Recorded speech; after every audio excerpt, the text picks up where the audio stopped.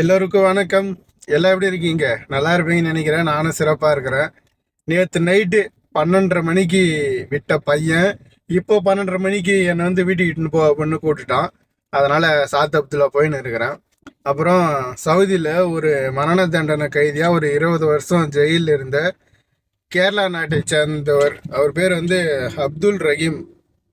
அவருக்கு இந்த தியா தொகை அப்படின்னு ஒரு 34 கோடி பணத்தை கட்டி வெளியே எடுத்துட்டாங்க. அவர் இன்னைக்கு தாயகம் சென்று அவங்க வீட்டில் சந்தோஷமா இருக்கிறாங்க. ஒரு தூக்கு தண்டனை கைதி இதுமாரி வெளியே வந்துட்டாங்க அப்படின்ற மாதிரி ஒரு நியூஸ் ஒன்று பார்த்தோம்னே ரொம்ப சந்தோஷம். அப்புறம் வெயில் தான் பொலன்னு பொழக்குது. 50 டிகிரி செல்சியஸ் காட்டுது அவுட் சைடு டெம்பரேச்சர்னு காரில். 50 டிகிரி இங்கேயே இப்படி இருக்குதுன்னா ஊர்லலாம் அது எங்கள் ஊர் திருவண்ணாமலை, வேலூர் அதெல்லாம் சொல்லவே வேணாம். வெயில் எந்த அளவுக்கு பொல காட்டுன்னு ஊருக்கு போய் எப்படி இருக்க போறோம் என்னன்னு வர ஒன்றும் புரியல. சரி போய் அவனை இட்டுன்னு வருவோம்.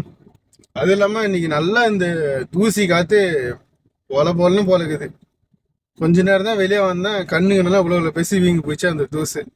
அதுக்கப்புறம் பக்கெட்டில் தண்ணி பிடிச்சி கண்ணை திறந்து அந்த தூசெல்லாம் ரிமூவ் பண்ணிட்டு இருக்கிறேன். நீங்கள் இருக்கிற ஏரியாவில் அந்த புழுதி காற்றுலாம் எப்படி இருக்குன்னு சொல்லிட்டு கமெண்ட் பண்ணுங்க.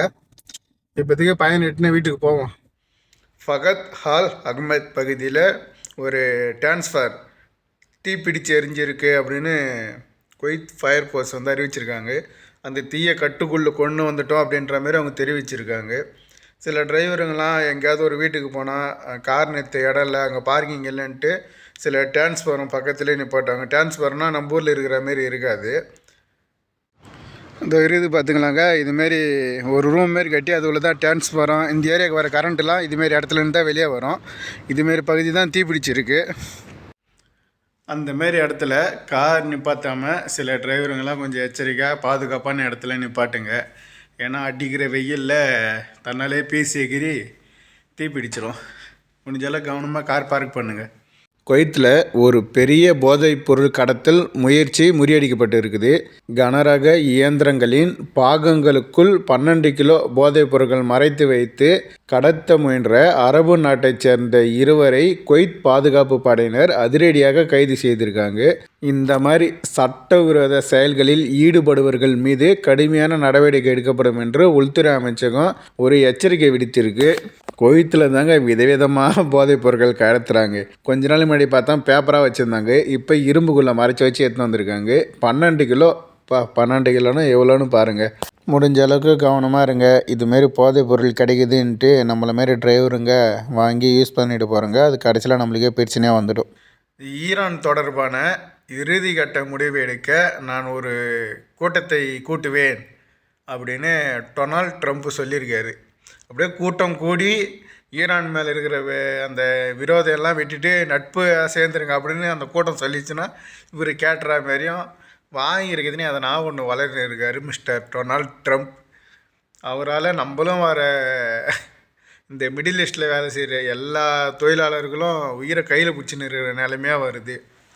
வெளிநாட்டுக்கு வேலைக்குன்னு வந்தால் கேள்வி இருக்கிற வீட்டுகளுக்கு மட்டும் வேலைக்காக வரக்கூடாது போல் தெரியுது. கேள்வி சாவடிச்சிருச்சு என்ன ஓனரோட அம்மா.